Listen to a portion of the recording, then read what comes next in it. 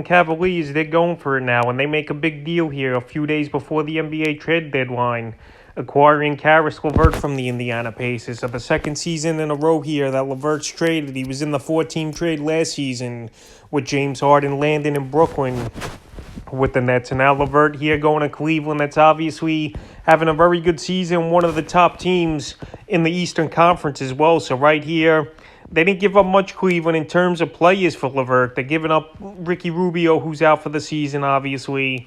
And also they're getting a 2022 first-round pick and 2 second-rounders in 2022 via Houston and 2027 via Utah. So right here, Cleveland's going all in.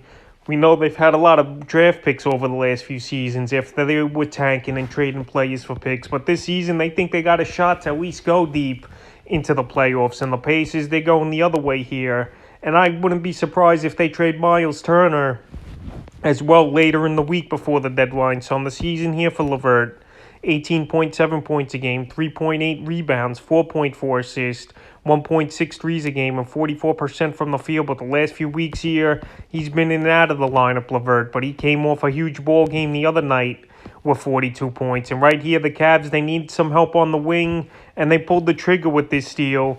And it's a good deal. So the last few games for Levert as well, January 31st versus the Clippers, 17 points, 7 rebounds, 9 assists to 3, 50% from the field. February 2nd versus Orlando, 26 points, 5 rebounds, 5 assists, 2 steals, a block, a 3, 41% from the field. And February 4th versus the Chicago Bulls, 42 points, 5 rebounds, 8 assists, a 3, and 73% from the field. And he only hit 1 3-pointer in that ball game to still score 42 points. So he's one of the young up-and-coming scorers in this league. But for whatever reason, the last 2 seasons, he's bounced around now, like I mentioned, to the Nets, to the Pacers, and now to the Pacers, to the Cavs. And in terms of fantasy basketball, I don't see his value really taking a hit. The Cavs have had a lot of injuries at the guard position this year, with Darius gone, even though he's back, and Colin Sexton's out for the season. And I know Levert don't really play point guard, but I think they're going to mix and match a little with him running the point a little at times. So I think he's still going to score the basketball good.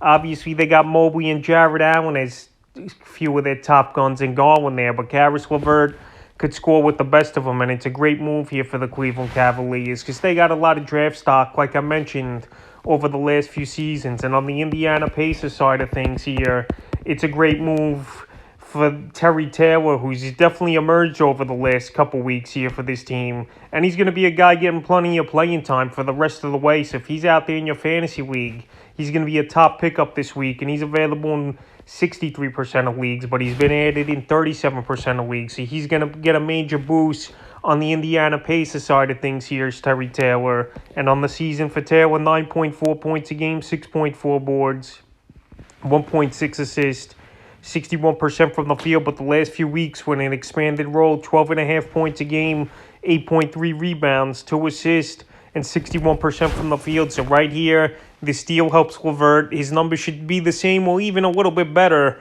And Terry Taylor is going to benefit in a big way with the Pacers. So another deal going down here as the deadline approaches in the next 5 days on February 10th. With Caris Levert going to Cleveland, and they're going for it this season to see how deep this young team with a couple veterans mixed in can make the playoffs.